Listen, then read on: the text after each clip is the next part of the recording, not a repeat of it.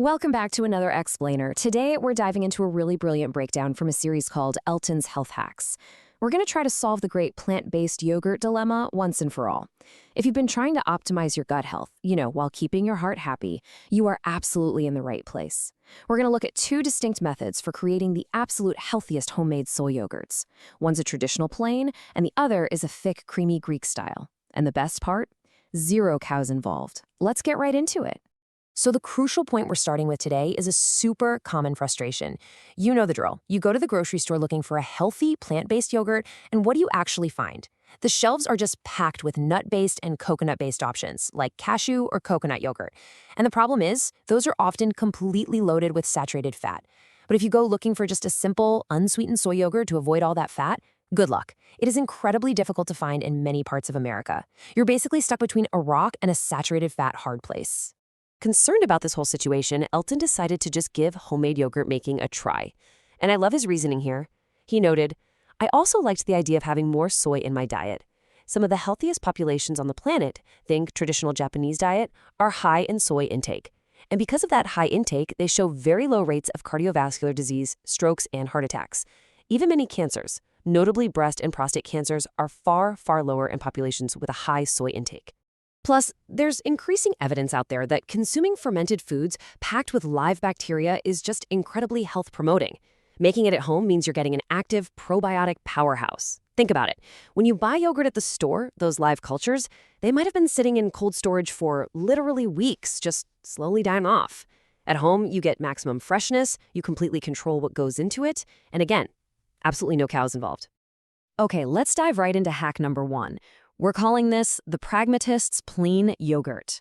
First up, the plain yogurt. For the equipment, Elton uses the Luvele yogurt maker.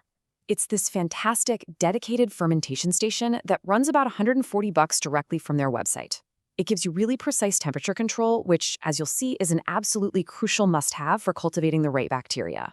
Now for the base, this plain yogurt uses the Westlife Smoothie Blend. This is an unsweetened plain soy milk that's specifically formulated for a thicker texture, which makes it absolutely perfect for our needs here. And the good news is you can easily find this carried by several national chains and online retailers. And to actually bring this milk to life, well, you need your bacteria. Elton recommends the Vivo powdered starter culture, specifically the one for probiotic vegan yogurt. It's a non-GMO powder, and you can grab it super easily right on Amazon. And honestly, looking at the breakdown of this starter brilliantly illustrates exactly why homemade is just superior to store-bought. I mean, look at that impressive list of live probiotic strains. You've got multiple strains of lactobacillus and bifidobacterium, all ready to ferment our soy milk. You are very rarely going to get this kind of bacterial diversity in a standard commercial cup of yogurt. So how do we actually make it? Well, as Elton reports, this process is ridiculously simple to do. You just mix the powdered starter right into 1 or 2 quarts of the Westlife Smoothie Blend. Then you set your yogurt maker to exactly 100 degrees Fahrenheit, let it ferment for 12 hours, and then pop it in the refrigerator for 6 to 8 hours to set. That's literally it. Mix, heat, chill. Now, if you want something a bit more traditional, let's look at hack number 2, the Purist's Greek yogurt. For this Greek style, the recipe gets just a bit more complex. First, we swap out that smoothie blend for Westlife's standard organic unsweetened soy milk. This is actually a really crucial swap because it's a much purer base, which we're going to analyze in just a second. And to get that signature thick, spoon-coating texture of Greek yogurt, you can't just rely on the fermentation process. You're going to need to strain it, and you'll need just a little bit of patience. Elton uses the Cuisine GY60 Greek yogurt maker for this. It's essentially an ultrafine mesh strainer designed to pull all that liquid whey right out of your yogurt. Now, the initial creation process here is exactly the same. You use the exact same Vivo starter, same settings, 100 degrees Fahrenheit for 12 hours. But the really vital extra steps happen right after fermentation. You must put the fermented organic milk in the refrigerator for at least 6 hours to chill. Then you pour it into the Greek yogurt maker and let it sit and strain for another 6 hours. All right, let's move on to the fun part, the Nutritional Showdown. How do these two yogurts actually stack up against each other? Just a super quick reminder for everyone before we dive into the numbers, we are exploring Elton's personal health hacks here, and we're just reading the dietary facts right off the labels. We are not nutritionists. You know the drill. Always consult your doctor for your own specific dietary needs. Okay, so let's break down this head-to-head comparison. ounce for ounce. With the smoothie blend plain yogurt, you are getting a massive 16 grams of protein and about 1 gram of saturated fat. But it does contain some additives, though you keep 100% of the yogurt you make. On the other hand, with the organic standard strained into Greek yogurt, the protein is slightly lower, around 12 to 13.5 grams after straining. The saturated fat is incredibly low at around 0.75 grams, and the salt content is drastically lower too. The purity is phenomenal, but the catch is you lose about a third of your yield as liquid waste. When you read straight off the labels, the difference is super clear. The smoothie blend gives you 16 grams of protein naturally, right out of the box. But the organic milk, it only starts with 9 grams of protein per serving.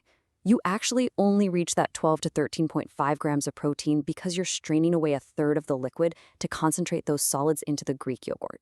And that brings us to the clean factor. When it comes to absolute purity, the organic soy milk wins hands down. It literally contains only organic soybeans and water. The smoothie blend is non-GMO, sure, but it achieves that high protein and thick texture by including soy protein isolate, added sunflower oil, gel and gum as the thickener, and some synthetic vitamins. So, with all this data laid out, what's the final verdict here? Which homemade yogurt ultimately reigns supreme? On paper, from a strictly nutritional standpoint, Elton gives the strict edge to the organic Greek version.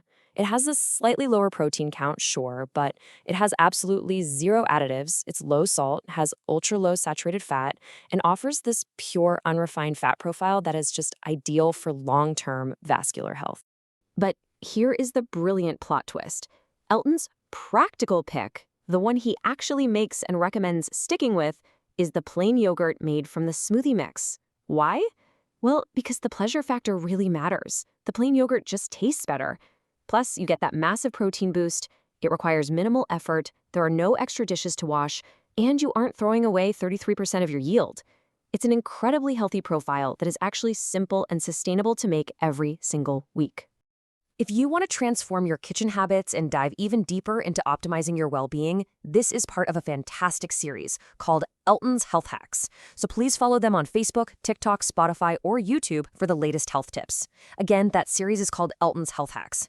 We covered a lot today, but I want to leave you with this one final thought. When it comes to your own diet, are you optimizing for the perfect nutritional label, or are you optimizing for the healthy habit you'll actually stick with? Thanks for joining me on this explainer, and I'll see you next time.